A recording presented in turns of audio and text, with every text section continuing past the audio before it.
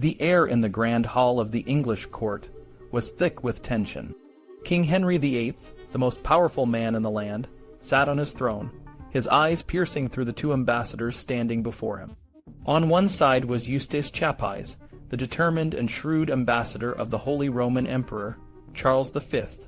On the other was Antoine de Castelnau, the proud and eloquent ambassador of France. Henry's counselors, the most influential men in England, were gathered around, their whispers creating a low hum of anticipation. The king, a towering figure in his elaborate robes, leaned forward, his gaze fixed on de Castelnau. "Tell me, Monsieur de Castelnau," Henry said, his voice a mix of curiosity and challenge, "what is it that you accuse my friend the Emperor of?" De Castelnau, a man known for his quick wit, stepped forward. "Your Majesty, it is a matter of grave concern. The Emperor has broken treaties and instigated hostilities against France. He is allied with Duke Charles of Savoy, a man of questionable loyalty, and now he seeks to wage war on our soil." Henry's eyes flicked to Chapuys, who stood calmly, his expression unreadable. "Is this true, Chapuys?" Chapuys, a master of diplomacy, stepped forward with a graceful bow. "Your Majesty, the French ambassador's accusations are nothing more than a wolf accusing the sheep of muddying the water.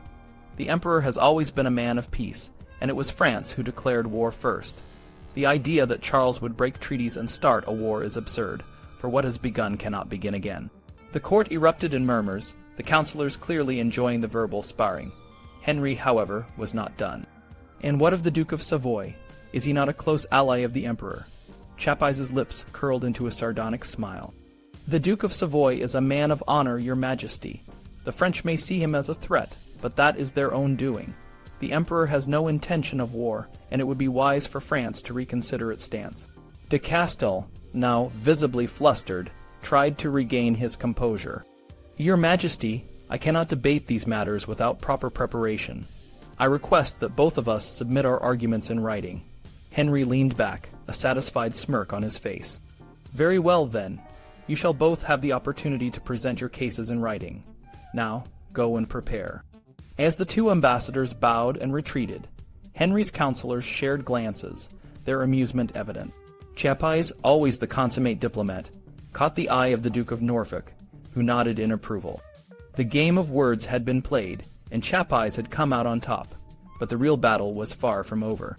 The tension in the court was a mere prelude to the storm that was brewing in the north.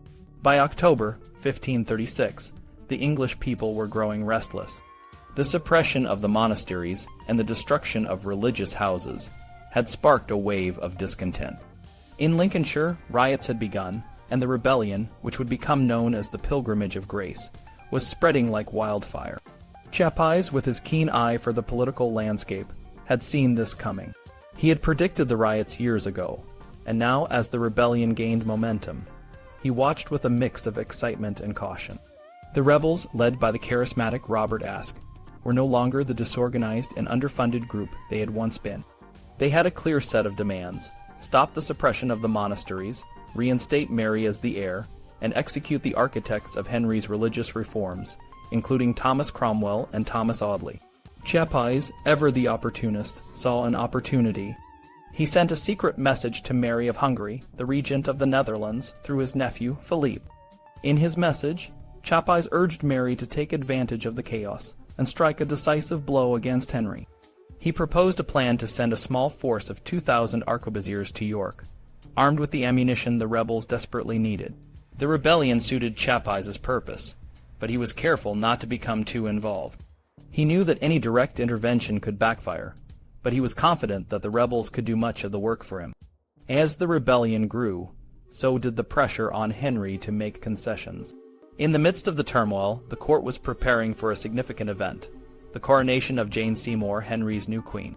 However, Chapuys was skeptical about the coronation ever taking place.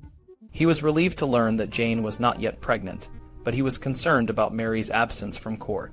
The original plan was for Mary to be present at the coronation, but everything was on hold as Henry gathered his family around him, including the long-absent Mary. Chapuys had the pleasure of seeing Mary in person for the first time in years. She had grown into a strong and determined young woman, and her presence at court was a small victory for Chapuys. He was also involved in marriage negotiations between Mary and Dom Luis of Portugal, a potential alliance that could strengthen Mary's position and challenge Henry's rule. The rebellion reached its peak in December 1536, when Robert Aske, the leader of the Pilgrimage of Grace, was invited to court by Henry. The king made grand promises of peace and reform, and Aske, trusting in Henry's word, left the court satisfied, but Henry's promises were hollow. Within weeks, a small revolt erupted in the north, giving Henry the excuse he needed to renege on his deal with Aske. The rebels, including Aske, were arrested, and many were executed. Chapuys, though disappointed, saw the potential for future action. He continued to work behind the scenes, hoping that the chaos would eventually lead to a favorable outcome for Mary and the imperial cause. The execution of Robert Aske and his fellow rebels was a setback, but the political landscape was far from stable. In the midst of the rebellion, a new player entered the scene, Diego de Hurtado Mendoza, the son of Chapuys' predecessor. Mendoza was sent to England to assist Chapuys in negotiations, but his approach was starkly different. While Chapuys was a man of the people, Mendoza kept his distance, often expressing his dissatisfaction with the English court and the weather. Despite Mendoza's complaints, Chapuys continued to navigate the complex web of politics with his characteristic finesse. He remained a bridge between the court and the people, always looking for opportunities to advance the cause of the emperor and Mary. As the year 1537 began, the court was buzzing with news of Jane Seymour's pregnancy. The king's heir, a long-awaited son, was on the way. Jane's position was secure, and the kingdom was filled with hope, but the joy was short-lived. On 24 October, just days after giving birth to the future King Edward VI, Jane died from complications of childbirth. The court was plunged into mourning, and Henry was devastated. Chapuys, though pleased with the birth of a male heir, was also aware of the political implications. Mary, now further from the throne, had been shown favor by Jane, who had summoned her to join her during her confinement. Mary had even been chosen as the godmother of the new prince, a small but significant gesture of support. But the court's grief was palpable, and the future of England was once again uncertain. Henry, a man who had lost his beloved queen, was now a king without a queen, and the political landscape was ripe for change. The game of words and power was far from over, and Chapuys knew that the next move could be the most critical of all. Henry's temper flared up again in that month. On August 29th, he sent Geoffrey Pole, Reginald Pole's brother, and Henry Courtenay to the Tower for secretly writing to Reginald without his permission. By December, the situation had worsened. Henry Pole, Henry Courtenay, Edward Neville, and Nicholas Kerr were all executed for treason. To some, these executions looked like Henry was getting rid of anyone who could claim the throne. But Chapuys, the emperor's ambassador, saw it differently. He thought these men were all supporters of Mary, Henry's daughter from his first marriage. The year 1536 had been full of political unrest, and things were getting tense again in 1539. On February 1st, Charles V and King Francis I of France formed an alliance. This new partnership made things tricky for Chapuys, who had been trying to keep England and the empire on good terms.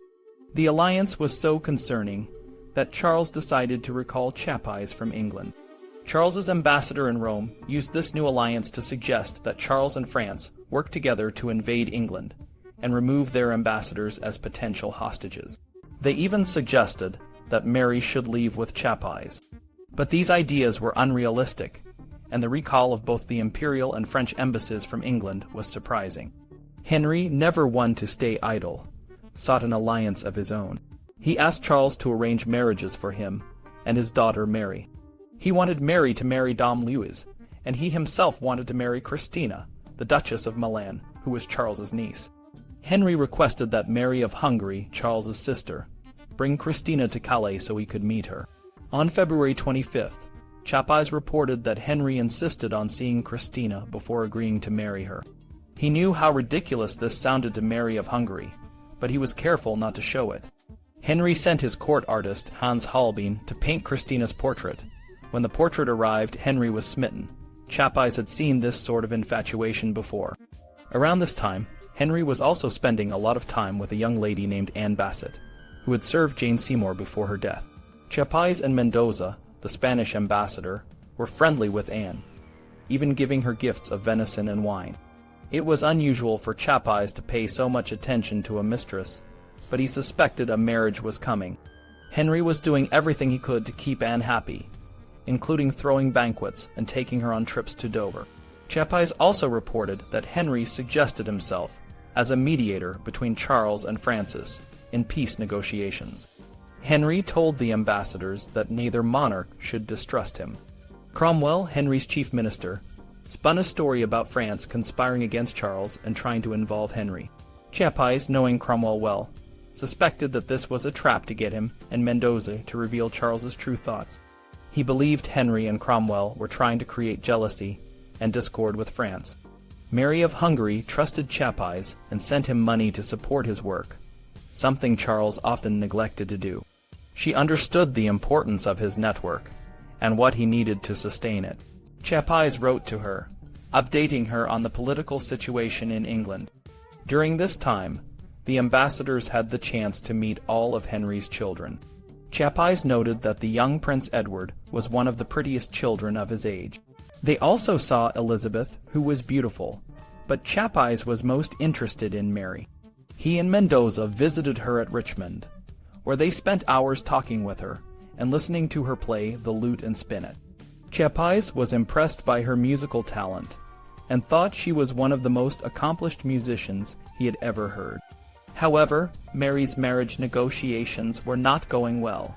Chapuys reported in May that Henry was starting to turn Mary against Charles, and she was becoming more distrustful of her cousin. Chapuys was worried because Mary was cooling towards him, which was a personal blow. When the idea of getting Mary out of England was brought up again, she was non-committal, saying it would depend on the circumstances. She was banking on her father's favor, which was a far cry from her previous enthusiasm. Chapuys would be recalled between March and April 1539.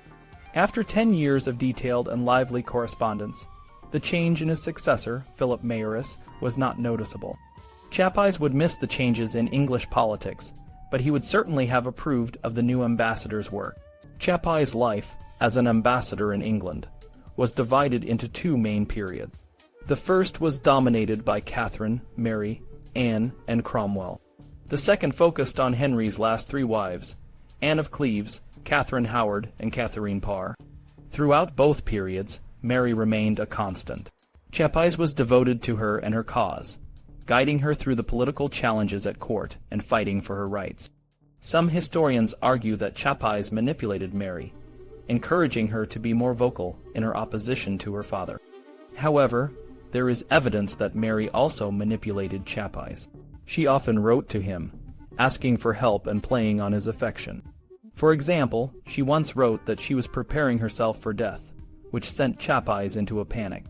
His advice to her was always cautious, as he knew she needed his guidance without her mother's influence. Chapuys advised Mary to be careful when dealing with Henry's counsel. He wrote down what she should say word for word, including a protest that she had not consented to anything that might harm her or her rights. He even suggested that she offer to give up the title of princess if it meant she could live with her mother. Mary, while loyal to her mother, was softer and less stubborn than Catherine. She often wrote directly to her father, hoping to bridge the gap between them. Elizabeth's birth changed Mary's position, but she only learned of her demotion when she received a letter from Henry's comptroller of the household. Instead of confronting the issue, she wrote to her father, signing it Mary, Princess. Henry's response was harsh, calling her illegitimate and ordering her to serve her half-sister, Elizabeth. Chapuys was furious and referred to Elizabeth as a bastard, while stubbornly calling Mary a princess. In 1534, Henry visited Hatfield with Cromwell, Fitzwilliam, and Kingston to force Mary into submission. Mary wanted to see her father, but he refused. She ran to the roof of a tower, hoping to catch his attention. Some say Henry was moved to tears, but Chapuys reported that Henry remained cold and indifferent. Chapuys was concerned about finding a suitable marriage for Mary. He thought Henry would not risk marrying her to a foreign suitor, as it could lead to claims on the English throne. Instead, Henry kept Mary close, like a prisoner, so she couldn't challenge his authority. The tension in the court of King Henry VIII was palpable. Anne Boleyn, the new queen, was not just an object of envy and resentment, but also of suspicion. Many, including the emperor's ambassador, Eustace Chapuys, believed that Anne was receiving secret advice from the imperial ambassador.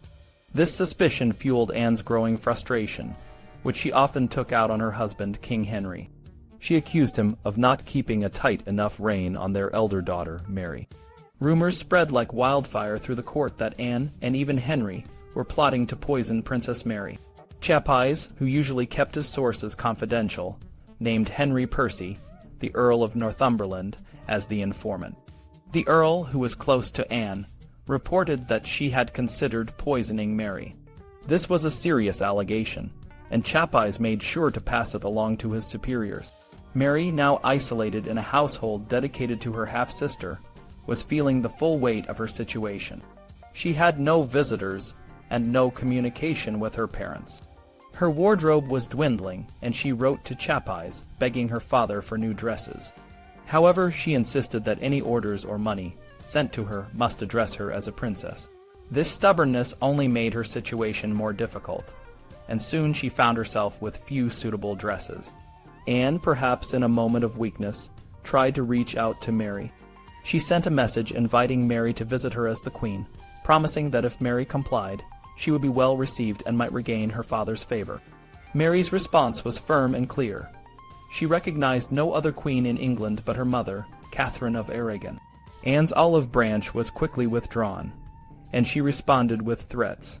After Catherine's death, Chapuys focused his efforts on protecting Mary. He had been planning to help her escape from England, but these plans became more complicated. Chapuys began to suggest that the escape might not succeed, possibly to mislead Henry's spies. He told Charles the Emperor that he would continue to look for ways to get Mary out of England, even placing reliable servants in her household to keep an eye on her. In February 1534, a messenger from Adrian de Croo, a member of the Imperial Low Countries Council of State, arrived in London to discuss the escape plan with Chapuys. The next day, Chapuys reported that Catherine's confessor, Jorge de Athaqua, had failed in his attempt to escape England disguised as a sailor. Henry, wary of the escape plans, moved Mary to a location 40 miles from the sea, making it even harder for her to leave. Despite this, Mary's conditions improved slightly, and she found a letter in her chambers, reassuring her that she had nothing to fear from her father. Mary's status remained uncertain. Henry offered her a way back into his good graces, but it came with a heavy price, complete submission. Chapuys was frustrated by Charles's approach, which differed from his own. Charles hoped that Henry would submit to the Pope, but Chapuys knew this was unlikely. He suggested that Charles form a treaty with France to secure Mary's legitimacy, hoping this would pressure Henry to treat her better. In 1538, Chapuys brought his colleague Mendoza to meet Mary. He was eager for Mendoza to see how well Mary was doing, describing her manners, beauty, and grace. However, when asked if she would consider leaving England, Mary hesitated. She was more concerned with her cousin, Charles's safety, than her own. Chapuys continued to monitor her situation closely, especially when rumors circulated that Mary had been married off. He was relentless in his efforts to find out the truth. Chapuys's relationship with Thomas Cromwell, Henry's vice-chancellor, was one of the most intriguing aspects of his time in England. Cromwell, a man of humble origins, had risen to power through his intelligence and political acumen. Despite their differences, Chapuys and Cromwell developed a complex friendship. They shared a love of learning and a practical approach to politics, which made them congenial despite their religious and political disagreements. Cromwell's role in the divorce and the fall of Catherine of Aragon did not sway Chapuys's opinion of him. He recognized that Cromwell was a pragmatist, able to separate personal feelings from political necessity. Chapuys often noted Cromwell's wit and charm, and the two men enjoyed hunting and dining together. They discussed a wide range of topics, from art and scholarship to European politics. Chapuys, aware of Cromwell's influence, tried to persuade him to support the emperor's cause. He believed that Cromwell might be open to changing his allegiance, after Anne's failure to produce a son. However, Cromwell's loyalty to Henry was strong, and Chapuys's efforts to make him a good imperialist ultimately failed. Despite this, Chapuys continued to value Cromwell's company, and found him easier to deal with than many other courtiers. Religious issues were a constant source of tension between them. Cromwell was a key figure in the English Reformation, and Chapuys, a staunch Catholic, opposed Henry's break with the papacy. Yet their personal friendship endured. Cromwell often sent Chapuys gifts and invited him to social events, knowing that an alliance with the emperor was crucial for England's security. Chapuys was cautious about his meetings with Cromwell, aware that they could be seen as suspicious. He recognized Cromwell's pragmatism and the importance of maintaining a good relationship with him. In 1535, Chapuys warned Henry and Cromwell not to alienate the emperor, emphasizing that enemies could become friends through kindness. Chapuys's interventions and involvement in Mary's life were driven by both his emotional attachment and his political agenda. His determination to protect her and keep her safe was unwavering, and his relationship with Cromwell played a crucial role in this effort. Despite the challenges and the political maneuvering, Chapuys remained a steadfast ally to Mary and a skilled diplomat in the complex world of 16th-century Europe. The year 1540 was a turning point for England, and for the men who shaped its fate.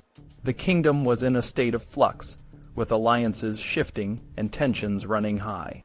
Thomas Cromwell, once Henry VIII's most trusted advisor, was about to fall from grace. At the same time, Henry's marriage to Anne of Cleves, which Cromwell had arranged, was quickly falling apart. Amidst this turmoil, the Spanish ambassador, Eustace Chapuys, was preparing to return to England after a brief respite in Brussels. Chapuys had been a constant presence in Henry's court for over a decade, acting as the eyes and ears of the Holy Roman Emperor, Charles V. He had navigated the complex web of Tudor politics with skill and determination, often finding himself at odds with Cromwell. Despite their differences, Chapuys and Cromwell had developed a relationship built on mutual respect and necessity. Now, as Cromwell's power began to wane, Chapuys found himself in a delicate position. In the months leading up to his return, Chapuys had been closely monitoring the situation in England. He knew that Cromwell's alliance with the German duchies, particularly Cleves, had raised concerns among the emperor and the Catholic powers. Henry's marriage to Anne of Cleves, which was meant to solidify this alliance, had not gone as planned. Henry found Anne unappealing and was quickly looking for a way out of the marriage. This personal dissatisfaction, combined with growing political tensions, set the stage for Cromwell's downfall. Cromwell's enemies, particularly the conservative faction led by the Duke of Norfolk, saw an opportunity to strike. They accused Cromwell of heresy and treason, claiming that he had favored Protestant reforms and was working against the king's wishes. These accusations were not entirely unfounded, as Cromwell had indeed been a driving force behind the religious changes in England. However, the real issue was that Cromwell had lost the king's favor, and without Henry's support, his enemies moved swiftly to bring him down. On 10 June 1540, Cromwell was arrested and taken to the Tower of London. The news sent shockwaves through the court. Chapuys, who was still in Brussels, heard about it almost immediately. Despite the gravity of the situation, Chapuys remained cautious. He knew that Cromwell's fall could have far-reaching consequences, not just for England but for the delicate balance of power in Europe. Meanwhile, Henry's marriage to Anne of Cleves was annulled on 9 July, just a few days before Chapuys was set to return to England. The annulment was a significant blow to Cromwell's reputation and to the alliance with Cleves. Henry, now free from the marriage, began to look for a new wife, while the court braced itself for the aftermath of Cromwell's fall. Chapuys arrived in England on 12 July, greeted by a court that was tense and uncertain. He found that the atmosphere had changed dramatically since his departure. The conservative faction was in the ascendant, and the king's mood was unpredictable. Chapuys, known for his diplomatic skills, quickly assessed the situation. He understood that his relationship with Cromwell, once a source of influence, could now be a liability. Despite the challenges, Chapuys was determined to rebuild his position at court. He reached out to the new power players, including the Duke of Norfolk, and sought to maintain open lines of communication with Henry. He also made a point of distancing himself from any association with Cromwell, emphasizing his loyalty to the emperor and his commitment to peace between England and the empire. Chapuys' return was not warmly welcomed by everyone. The French ambassador, Charles de Marillac, saw Chapuys as a rival and was quick to dismiss him as an outdated and ineffective diplomat. Marillac reported that Chapuys found a cold reception, and that he would no longer have Cromwell to protect him. However, Chapuys was not one to be easily dismissed. His deep understanding of Henry's court and his unwavering dedication to his mission made him a formidable presence, even in the face of adversity. As Chapuys settled back into his role, he knew that the political landscape was more dangerous than ever. Henry's next move would determine the future of England, and Chapuys was determined to be a key player in that drama. The Tudor court was a place of constant change, and Chapuys was ready to navigate the stormy waters once more. Anne of Cleves arrived in England in late 1539, and the first accounts of her meeting with Henry VIII were not kind. Henry, who had a flair for the dramatic, took an immediate dislike to her, calling her a Flanders mare. But the French ambassador, Charles de Marillac, offered a different perspective. He described Anne as tall, thin, and with a determined look, suggesting she had a strong will and wit. Anne's arrival was marked by a public meeting with Henry, which seemed to go well, but privately, Henry was disappointed. Henry, now almost 50, found Anne unattractive and was unable to consummate the marriage. This was a significant problem, as the alliance with Cleves was politically important. Henry's frustration led to a growing rift with Thomas Cromwell, who had arranged the marriage. Cromwell's fall from grace was swift, and he was arrested and executed on July 28, 1540. On the same day, Henry married his next wife, the young and beautiful Catherine Howard. Chapuys, the emperor's ambassador, returned to England in July 1540. He was met with a cool reception, and his health was poor. Despite this, Chapuys remained a skilled diplomat, building a network of informants and maintaining his influence at court. De Marillac, the French ambassador, was his rival and often reported negatively about Chapuys to Francis I. However, Chapuys's deep understanding of the Tudor court and his connections with merchants and nobles made him a valuable asset to the emperor. The execution of Cromwell had a ripple effect, leading to the arrest of other courtiers like Thomas Wyatt. The court was divided and tensions were high. Henry's attention, however, was soon diverted by his new wife, Catherine Howard. Catherine was young and beautiful, but her story would end tragically. Chapuys, who had seen the rise and fall of many of Henry's wives, remained focused on the political landscape. He continued to report on the court's affairs, emphasizing the political and religious tensions that shaped the Tudor era. In the end, the story of Anne of Cleves, the fall of Thomas Cromwell, and the rise and fall of Catherine Howard highlights the complex and often dangerous world of Tudor politics. Chapuys, despite his challenges, remained a key figure in this world, navigating the shifting alliances and personal intrigues that defined the reign of Henry VIII. His reports and observations provide a valuable window into a time of great change and turmoil, leaving a lasting legacy for historians and readers alike.